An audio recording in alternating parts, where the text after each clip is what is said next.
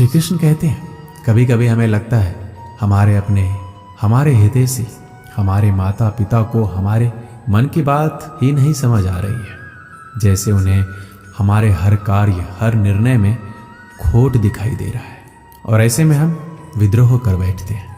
ऐसी अवस्था में हमें वही अच्छा लगने लगता है जो हमारे मन की बातों का समर्थन करे। हम उसे ही अपना हितैषी समझ लेते हैं, परंतु जो आपसे मीठी बातें कर रहा हो वो आपका हितैषी है, यह आवश्यक नहीं है। कुछ विषैले फूल बड़े सुंदर दिखते हैं, कुछ विषैले फल असाधारण रूप से बड़े स्वादिष्ट होते हैं, और ये भी आवश्यक नहीं कि हमारे रोगों का निदान करने वाली औषधि सदी मीठी हो। इसलिए विष और औषधि में अंतर को परखने का प्रयास करें। हो सकता है जो आपके हित की बात कर रहा हो वो आपको संकट के गर्त में ले जा रहा हो। श्री कृष्ण कहते हैं कि बात बात पर आवेश में ना आए। हो सकता है कि आपके माता पिता की कड़वी बातों में आपका हित छिपा हो, और माता पिता को भी प्रयास करना चाहिए। यदि उनकी संतान अनुचित निर्णय ले रही है तो उसके अनुचित होने का भान प्रेम से समझाना है, दबाव और शासन से नहीं, क्योंकि कभी कभी कटु शब्द और कटु वचन अनुचित निर्णय को और पक्का कर देता है। श्री कृष्ण कहते हैं, पानी समंदर में हो या आंखों में, गहराई दोनों में होते हैं। खुशी के लिए काम करोगे तो खुशी नहीं मिलेगी, मगर खुश होकर काम करोगे तो खुशी जरूर मिलेगी। कुछ रिश्ते बस निभाने के होते हैं और कुछ जताने के लिए। खुशियों का कोई रास्ता नहीं है, खुश रहना ही रास्ता है। अपना वजूद ऐसे बनाओ कि कोई आपको छोड़े तो आपको कभी भुला ना सके। हमारी समस्या का समाधान केवल हमारे पास है, दूसरों के पास क्या है? दूसरों के पास तो केवल सुझाव है। जीवन में प्रयास सदैव कीजिए। लक्ष्य या अनुभव दोनों ही अमूल्य है। अहंकार की बीमारी शराब जैसी होती है, खुद को छोड़कर सबको पता चलता है कि इसको चढ़ गई है, बस सिर्फ हंसते रहो। दुनिया वाले सोचते ही रहेंगे कि इसको कौन सा सुख मिल गया है। सफलता की पोशाक कभी तैयार नहीं मिलती है, इसे बनाने के लिए क्या जरूरी है? मेहनत का हुनर। खुश रहना चाहते हो तो 5 बातों पर ध्यान दो। पहला, बीते हुए वक्त को भूल जाओ। दूसरा, वर्तमान में जियो। तीसरा, भविष्य की चिंता ना करो। चौथा, खुद की तुलना दूसरों से करना बंद कर दो। और 5वां, अपने काम को टालना बंद करो। ये आवश्यक है। श्री कृष्ण कहते हैं, हम सभी बचपन से ये सुनते आए हैं कि अच्छे मित्र हमारे जीवन को पूर्णतः परिवर्तित कर सकते हैं, परंतु कौन? जिनसे आप प्रश्न पूछें और वो मित्र बिना किसी पक्षपात के, भय रहित होकर, बिना किसी लालच के आपको उचित उत्तर दे। परंतु सबके समक्ष ये समस्या आ जाती है कि आज के समय में ऐसे मित्र मिलना दुर्लभ है, वो तो होते ही नहीं। परंतु आपको मैं एक बात बताता हूँ, हम सबके पास भी एक ऐसा मित्र होता है, बस हम उसे पहचान ही नहीं पाते। वो है दर्पण। दर्पण के समक्ष खड़े होकर आप स्वयं से पूछिए कि यदि आज आपका अंतिम दिन होता तो क्या आप वही करते जो आप कर रहे थे? आपको उत्तर मिले या ना मिले, परंतु आपके दिशा अवश्य बदले। इसलिए आपसे अतिरिक्त आपका सबसे घनिष्ठ मित्र, सबसे अच्छा मित्र कोई नहीं है।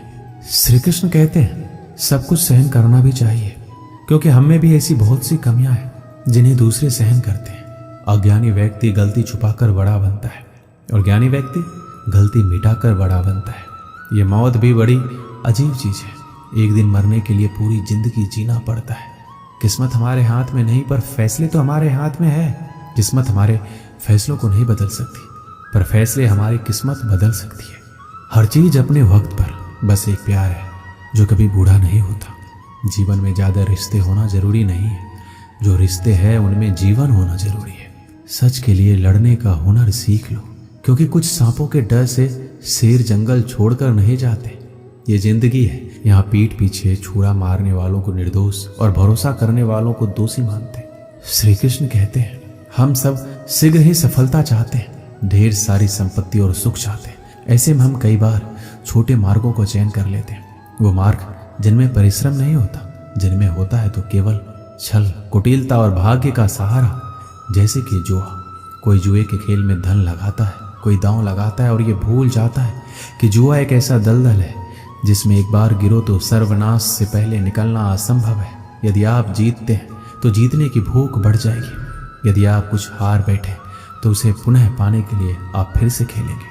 मनुष्य को यह आभास ही नहीं होता कि अपनी संपत्ति के साथ वो अपनी मानवता, अपने संस्कार, अपने धर्म और अपना उत्तरदायित्व सभी जुए की भेंट चढ़ा देता है। इसलिए कुछ पाना है तो परिश्रम से पाओ। अगर कुछ जुए में जीता भी तो वो उतना ही शीघ्र खो दोगे, क्योंकि उसे परिश्रम से नहीं पाया गया है और उसकी रक्षा करने के लिए आपके मन में स्वाभाविक प्रयास भी नहीं होंगे। एक गांव में एक आलसी आदमी रहता था। वह कुछ काम धाम नहीं करता था, बस दिन भर निठल्ला बैठकर सोचता रहता कि किस तरह कुछ खाने को मिल जाए। एक दिन वह यूं ही घूमते घूमते आम के एक बाग में पहुंच गया। वहां रसीले आमों से लदे कई पेड़ थे। रसीले आम देख उसके मुंह में पानी आ गया और आम तोड़ने वह एक पेड़ पर चढ़ गया। लेकिन जैसे ही वह पेड़ पर चढ़ा, बाग का मालिक वहां पहुंचा। बाग के मालिक को देख आलसी आदमी डर गया और जैसे तैसे पेड़ से उतरकर वहां से भाग खड़ा हुआ। भागते भागते वह गांव के बाहर स्थित जंगल में जा पहुंचा। वह बुरी तरह से थक गया था, इसलिए एक पेड़ के नीचे बैठकर सुस्ताने लगा। तभी उसकी नजर एक लोमड़ी पर पड़ी। उस लोमड़ी की एक टांग टूटी हुई थी और वह लंगड़ा कर चल रही थी। लोमड़ी को देख आलसी आदमी सोचने लगा कि ऐसी हालत में भी इस जंगली जानवरों से भरे जंगल में लोमड़ी कैसे बच गई, इसका अब तक शिकार कैसे नहीं हुआ। जिज्ञासा में वह एक पेड़ पर चढ़ गया और वहां बैठकर देखने लगा कि अब लोमड़ी के साथ क्या होगा। कुछ ही पल बीते थे कि पूरा जंगल शेर की दहाड़ से गूंज उठा, जिसे सुनकर सारे जानवर डरकर भागने लगे। लेकिन लोमड़ी अपनी टूटी टांग के साथ भाग नहीं सकती थी। वह वहीं खड़ी रही। शेर लोमड़ी के पास आने लगा। आलसी आदमी ने सोचा कि अब शेर लोमड़ी को मारकर खा जाएगा, लेकिन आगे जो हुआ वह कुछ अजीब था। शेर लोमड़ी के पास पहुंचकर खड़ा हो गया। उसके मुंह में एक मांस का टुकड़ा था, जिसे उसने लोमड़ी के सामने गिरा दिया। लोमड़ी उस मांस के टुकड़े को खाने लगी। थोड़ी देर बाद शेर वहां से चला गया। यह घटना देखकर आलसी आदमी सोचने लगा कि भगवान सच में सर्वसर्वा है। उसने धरती के समस्त प्राणियों के लिए, चाहे वह जानवर हो या इंसान, खाने पीने का प्रबंध करके रखा है। वह अपने घर लौट आया। घर आकर वह 3 से 4 दिन तक बिस्तर पर लेटकर प्रतीक्षा करने लगा कि जैसे भगवान ने शेर के द्वारा लोमड़ी के लिए भोजन भिजवाया था, वैसे ही उसके लिए कोई ना कोई खाने पीने का सामान ले आएगा। लेकिन ऐसा कुछ नहीं हुआ। भूख से उसके हालात खराब होने लगे। आखिरकार उसे घर से बाहर निकलना ही पड़ा। घर के बाहर उसे एक पेड़ के नीचे बैठे हुए बाबा दिखाई पड़े। वह उनके पास गया और जंगल का सारा वृत्तांत सुनाते हुए बोला, बाबा जी, भगवान मेरे साथ ऐसा क्यों कर रहे हैं? उनके पास जानवरों के लिए भोजन का प्रबंध है, लेकिन इंसानों के लिए क्यों नहीं? बाबा जी ने उत्तर दिया, बेटा ऐसी बात नहीं है। भगवान के पास सारे प्रबंध है, दूसरों की तरह तुम्हारे लिए भी। लेकिन बात यह है, वो तुम्हें लोमड़ी नहीं शेर बनाना चाहते हैं। दोस्तों, इस कहानी से हमें यही सीख मिलती है कि हम सब के भीतर क्षमताओं का असीम भंडार है।